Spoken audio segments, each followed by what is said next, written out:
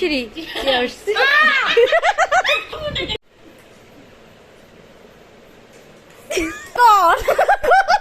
বাড়িতে আসবো আর আমরা সব ভালো মানুষ এক জায়গায় হবে না, দুষ্টামি হবে না, তা কী করে হয়? হ্যালো গাইস, আসসালামু আলাইকুম। কী অবস্থা, সবাই কেমন আছেন? আশা করি সবাই অনেক বেশি ভালো আছেন। আলহামদুলিল্লাহ অনেক অনেক ভালো আছি।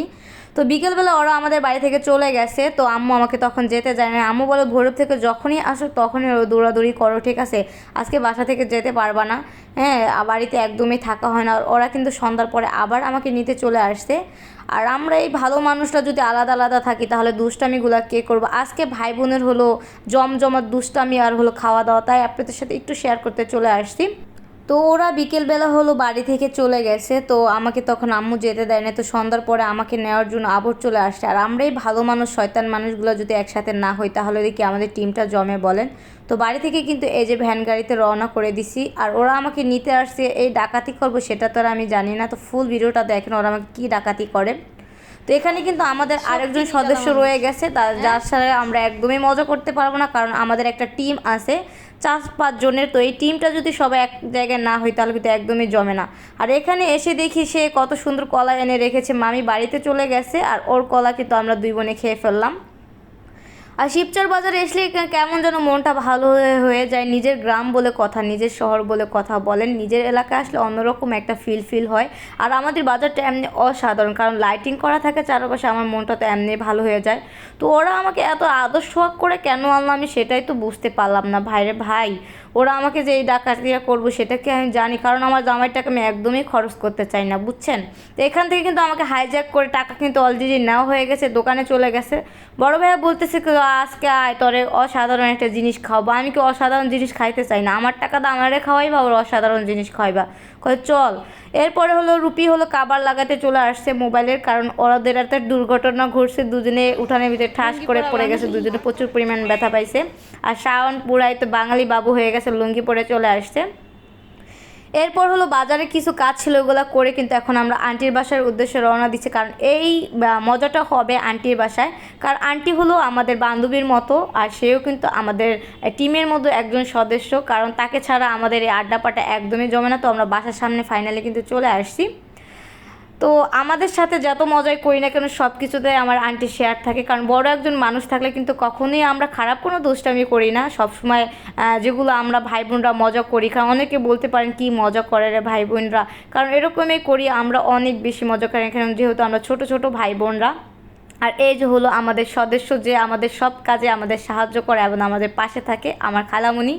তো ফাইনালি এই যে হলো শুভ বসে বসে মোবাইল টিপতেছিল, ঠিক আছে? তো আন্টি বাসাটা, আন্টি এটা নতুন নিয়েছে, তো বাসাটা অনেক বেশি পছন্দ। আর এই যে ফেরিওয়ালারা চলে আসছে, ওরা আবার টি টেবিল নিয়ে আসলো, তো আর কোক নেওয়া আনা হয়েছিল। তো এই টাকাটা আবার আমাকে দিয়েছিল, তো আবার কিন্তু টাকাটা আবার নিয়ে গেলো টান্দা, বলে আরও কোক আনতে বাকি আছে।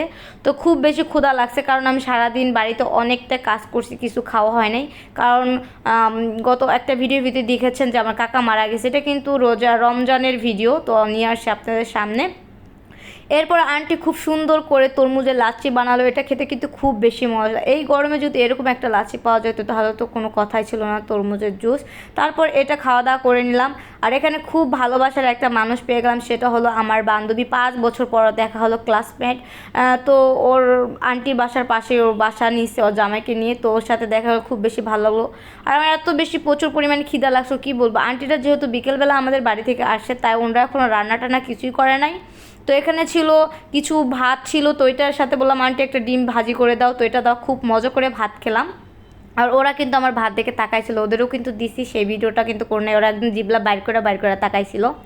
আর এখানে ভাইয়া যে আমাদের অসাধারণ রেসিপিটা করে আজকে খাওয়াবে সেটা সব আয়োজন করে নিছে, শিক্ষিত একলাই করে নিছে। ভাইয়া বললো আজকে শুধু খাবি আর আমার নাম নিবি বাথরুমে বসা।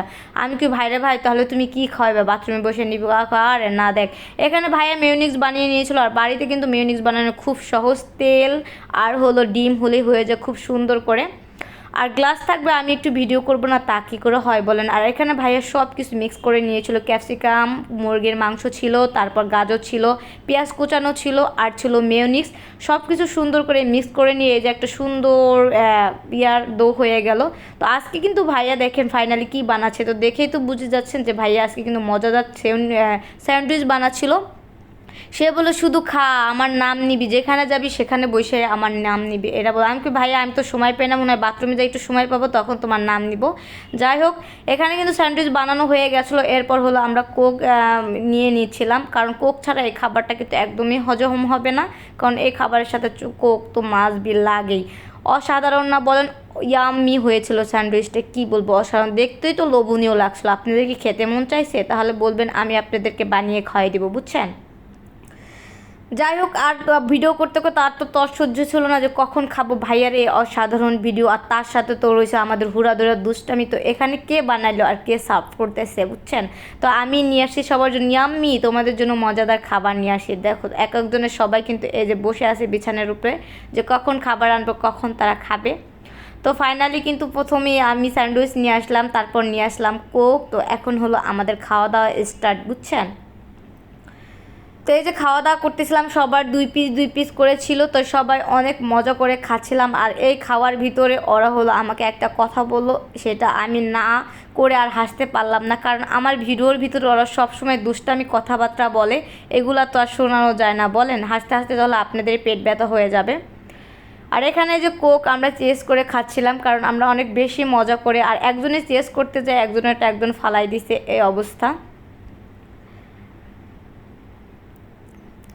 তো ফাইনালি খাওয়া দাওয়া করে এই যে পরে আবার বানায় আনছে, আর এটা নিয়ে কিন্তু পরে মারামারি লেগে গেছে, কে নিবে এরকম, আর হাসাহাসি কি বলবো। আর এখানে তো আমি কোক এই যে ধাক্কা দিয়ে, আমি হলো স্যান্ডউইচ খাইতে গেছি, ওরা লুকায় আমার কোক খেয়ে ফেলছে।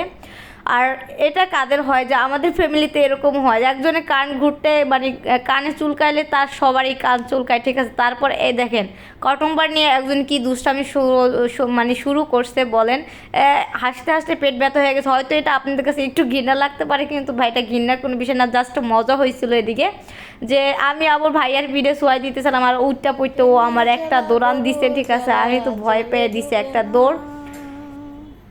কোথায় আছেন আপনি? কি দাদা?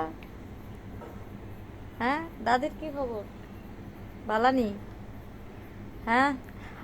আর এখানে শাওন বসে কি করতেছিল, তাই আমি আবার একটু ভিডিও করতেছিলাম। ওরে দেখি খুঁজা পাই না, তো এখানে আইসা দেখি ও দিয়ে একবারে ভূত হয়ে গেছে। ভোর রাতে যখন আমরা সিঁড়ি করবো, আর এটা ছিল শেষ রোজার সিঁড়ি, তো এই যে ভাইয়া উঠতেছিল না, ওর নাকের উপরে আমি দিয়ে দিলাম পানি, তারপর উঠটা তো আমার বসাইছে, বুঝছেন?